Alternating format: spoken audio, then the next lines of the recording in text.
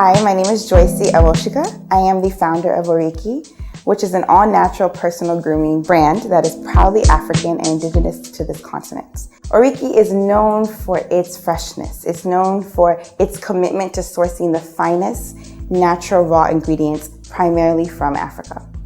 We have a brand that represents 32 different products, including serums, moisturizers, toners, exfoliates, masks for men and more, men and women. And in addition to that, we also have a group of service companies. We have the Oriki Spa, we have the Oriki Hair Clinic, and we have the Oriki Men's Grooming Parlor. But most importantly, our products span the globe, and we're looking to take these products globally and across the world. I think my light bulb moment was in 2012.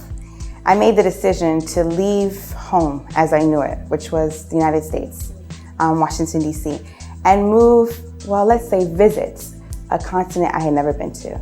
I grew up proudly Nigerian, but had never had the opportunity to visit Nigeria. And my parents, bless their heart, thought it was best to keep me in the States. And so after many years of begging, I decided that, look, I'm old enough. I've been working for a few years. Let me take this opportunity and explore my motherland myself. And when I landed in this country, I realized that there's much more than just the United States. There's a world that is ready to be tapped into. There's a world and potential that I could harness. And I realized that my purpose is not just tied into the work I was doing at the time. My purpose is much bigger than what I thought.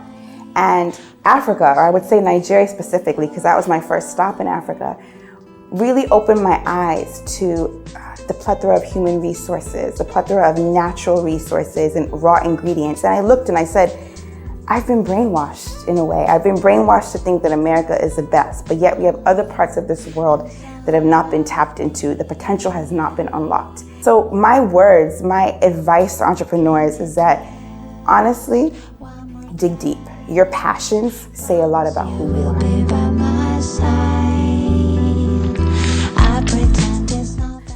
In business, I've learned that perseverance is absolutely key. No does not mean never. No does not mean impossible. No just means, what's your solution to find a yes? What's your solution to open that door? They told me I wouldn't be able to do this business. Who do I think I am? You know, I'm a young woman. I worked in Abuja when I got to Nigeria, and Abuja is known for its, government prowess and the contractors. And everyone said, you're not going to be able to build this business. You're an Americana. Who do you think you are? And I said, you know what? I'm going to defy all odds. I didn't work and build this business to teach them a lesson, to teach the naysayers, but rather I persevered just to prove that, this is something that was meant to be done and that I can do.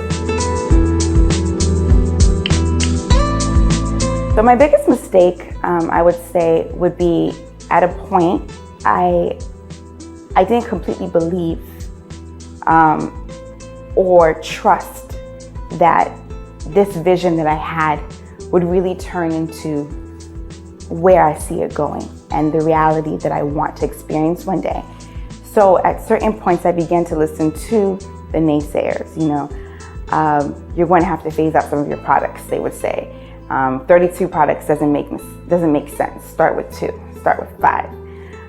Why are you getting a property in VI? It doesn't make sense. Start small. And with some of these decisions, I actually listened. And what I would say is we have something called a conscience. We have something that guides us. And we have, besides our conscience, we have a dream. So it's important to stay true to your dream. It doesn't mean that you won't have an advisory board for your life, an advisory board for your business, mentors and for your business. But it's essential that you still, at the end of the day, look at yourself and say, Joycee Awosika, is this exactly where I want the brand to be going? Is this the right decision? And ultimately, the decision lies on you. So I have had, because of some of the decisions that I made regarding products and not, for example, dispersing to other other countries within Nigeria sooner, it's taken more time for the brand to get the exposure that we really want to realize. But as of today, we've fixed that issue, and we're in a place now where we're about to have presence in Ghana, we have presence in the States, we have presence in the UK, and we're looking to just expand more and more globally.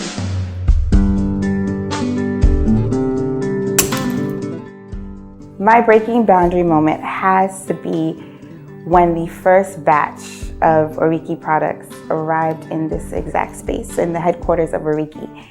And I held the products in my hand and I realized that, wow, this vision is true, has come to life. I have actualized a dream. It was just the beginning stages and I didn't think that I had arrived or had made it, but I knew that this was the first step. Now I could build a customer base. Now I can start the brand exposure.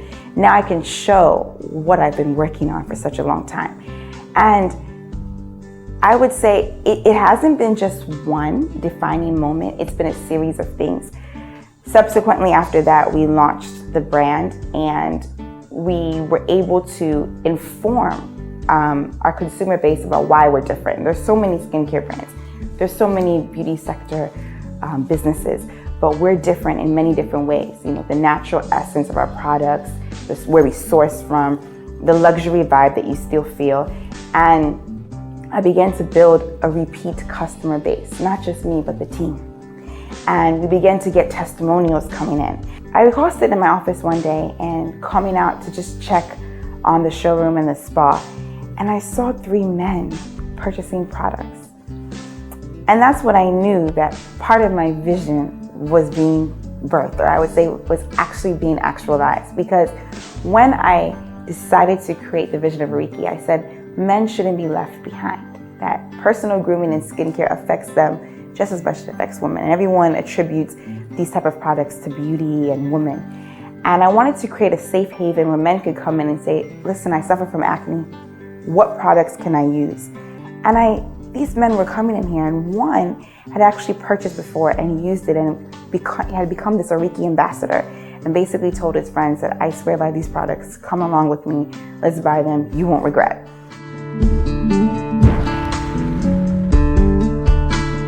My personal mantra is biblical, and it's actually taken from Philippians 4:13, which states that I can do all things through Christ who strengthens me.